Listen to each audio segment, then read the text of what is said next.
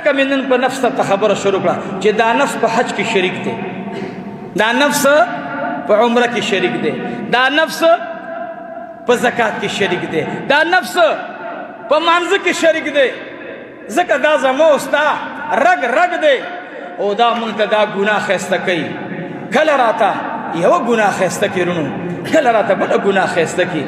ما هره جمعه به ګورئ بیان زه ټولو ته وایم زه سیاسي لیډر نه یم او سیاسي لیډران مې خوښ هم نه دي، په دې به را سره خفه کېږم نه.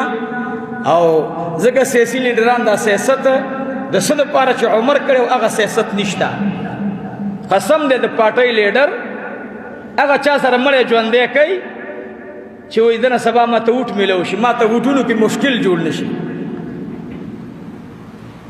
لیډر هم چې دا سوچي، د امیر هم دا سوچي، د مامور هم دا سوچي، نو سیاست نو نه سیاسي سړی یم، نه مې سیاست خوښ دی، نه مې لیډري خوښه ده او نه د چا لیډر تایید کوم. بس څوک چې ښه کوي هغه زما لیډر دی. بس څوک ښه خبره کوي، څوک دین طرف ته خبره کوي، څوک د رسول الله د سنت طرف ته خبره کوي، دا زمونږه هر څه دی او د دې مونږ باندې احترام واجب دی او لازم دی. خو که دا د هرې پارټۍ سړی وي دا یاد ساتئ. زه خپله مې دا سوچ دی ګورئ، ځکه زه هغه